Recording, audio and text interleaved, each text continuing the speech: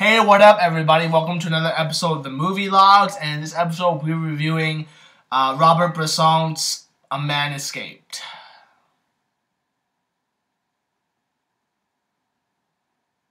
So, the movie Man Escaped is about a guy going to prison for murder. I don't remember why he goes to prison. Because the movie starts off with him already. It starts off in the car, like, being driven there. Yeah. Okay, it's Nazi Germany. So, like, they're arresting people for no reason. Okay, whatever. So he's in jail, and the whole movie is just basically him trying to escape from the jail. Yeah. And what's interesting about this movie is, it's mostly voice-over narration. Yeah, most of it throughout most of the movie of the main character, like internal narration, just about his strategies and like how he plans to escape and his feelings towards the prison and whatever. So. Yeah. What did you think? Yeah, so the movie is mostly shot from within the compounds of the prison. You don't really get much of the outside world as to like how Nazi Germany is affecting the rest of the world. It's more a contained story within the prison. So I thought that was interesting. Like how the character kind of immediately like devises a plan is like, okay, I'm gonna get out of here.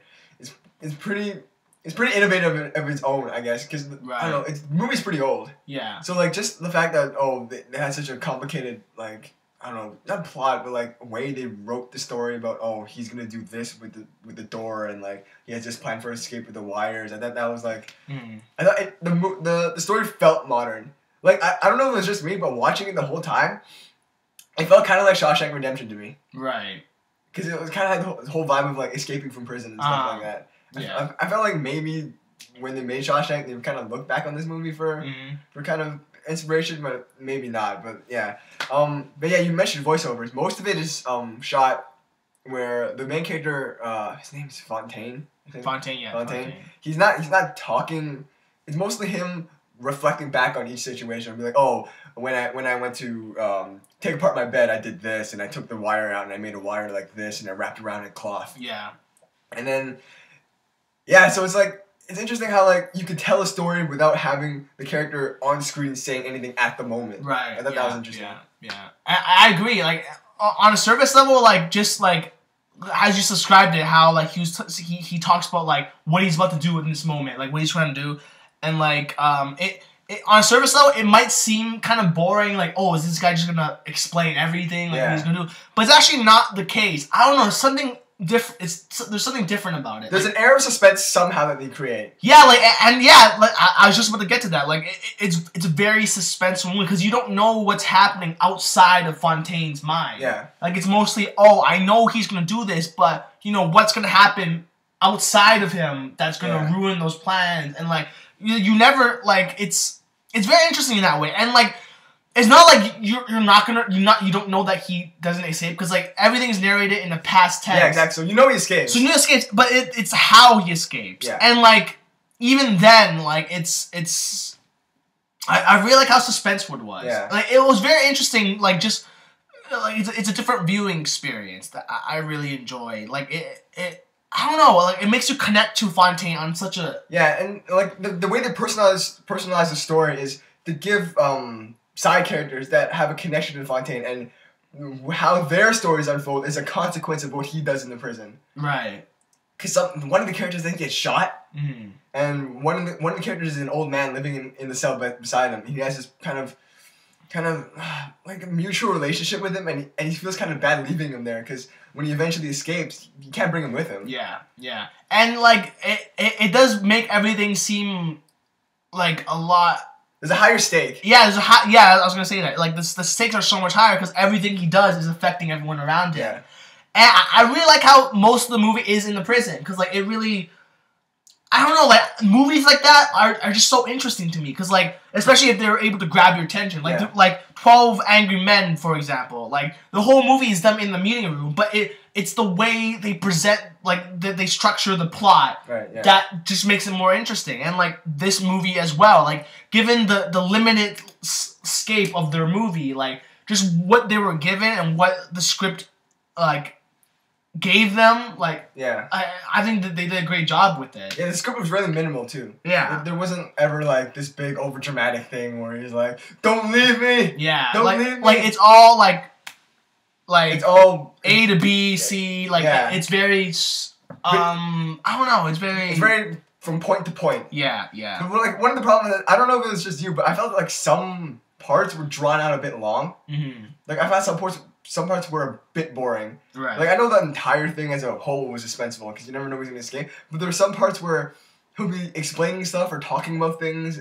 I feel like some parts could have been cut, even though it's not technically a long movie. Mm.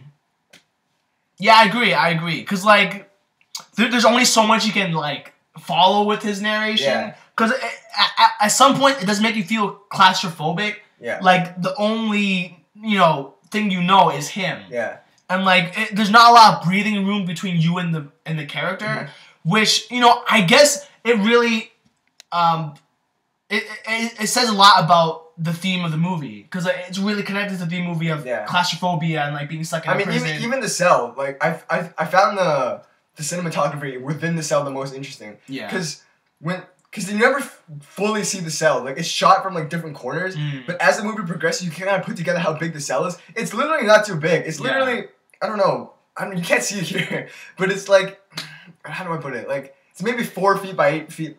4 by 8 feet wide area. Math. It's not too big. And whenever you're in the cell, you feel, like, tight. You're, like... Because there's a wall right where the door is when he's trying to break it down. Yeah, and yeah, like that too, like the space and the narration really plays to the theme of the movie of claustrophobia. And like, I guess it did make me feel like wanting him to like break out of prison. Yeah. Like just wanting him to be free from all that. Because I know how it feels based on just watching the movie itself. And it takes a long time. Yeah, and because the movie progresses over like a series of months. Yeah, and like it's I guess it's realistic in that sense. Yeah.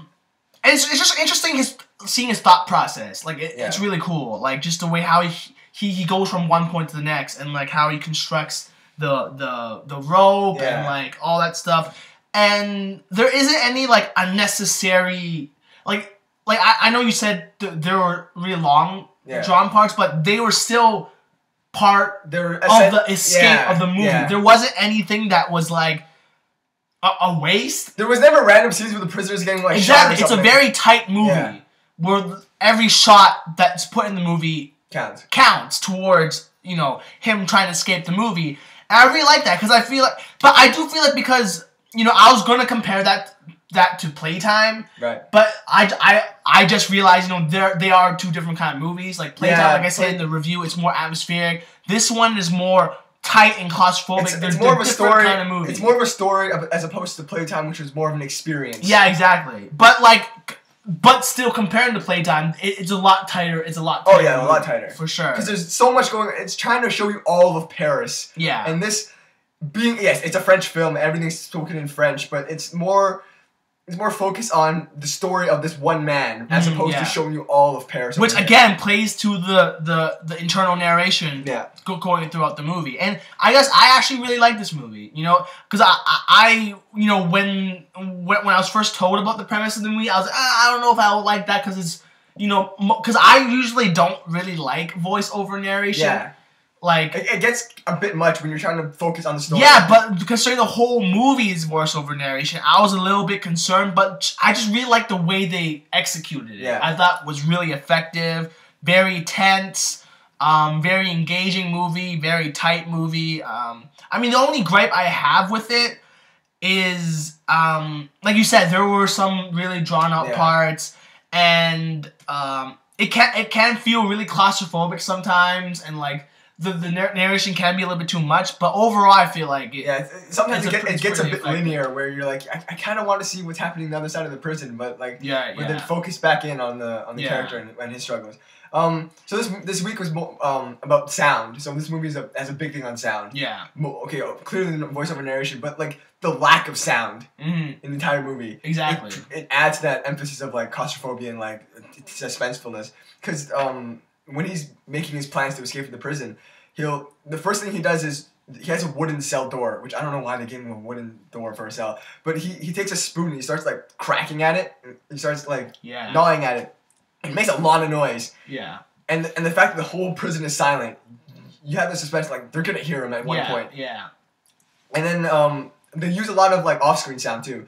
When he's in his cell and he's making his plans, you'll hear like footsteps of Nazis like walking by his door, and it'll cue you in like, oh crap, he's about to get caught. Yeah, and it's great that way. Yeah. Like you're on the edge of your seat, like holy crap, is he gonna get caught? Yeah. Like even though because I've said this before, like in Argo, like you know that they're gonna escape. That's a good comparison. Like in Argo, you know they're gonna escape because it's based on a true story, but. Even then, like, if you're able to make me still tense and, like, still edge on my seat, still wondering if they're going to escape or not, even though in the back of my head I know that they're going to escape, like, if you can do that and still trick me, like, that's really impressive. Yeah. And Mad Escape does the exact same thing. Like, even though it's in past tense, like, the narration is past tense, we know that he escapes. Like, even, like, the footsteps are like, holy shit, maybe he is going to get caught. Like, when you're within the moment of the scene, you can't think about anything else. Yeah, like, it just sucks you in, and it's very, like, again, it's very tight. Like, I really like it. Yeah, that's the only one I can keep using. I mean, I like that comparison with Argo. Yeah. That scene in the airport, when they're at check-in. The way it's cut and the way it's edited and the music that's happening. It's brilliant. It's really fast-paced, and you're like, come on, let's get to it. And you just want to know. And that's like such a great, like, and it's such great tension. And it's very different too, because in Argo it's like cut. But here it was long out drawn scenes where you were like, I mean, it's like two different ways of making tension, but still doing the exact same thing. I think one of my favorite parts is when they're on the rooftop and him and the kid that he escapes with.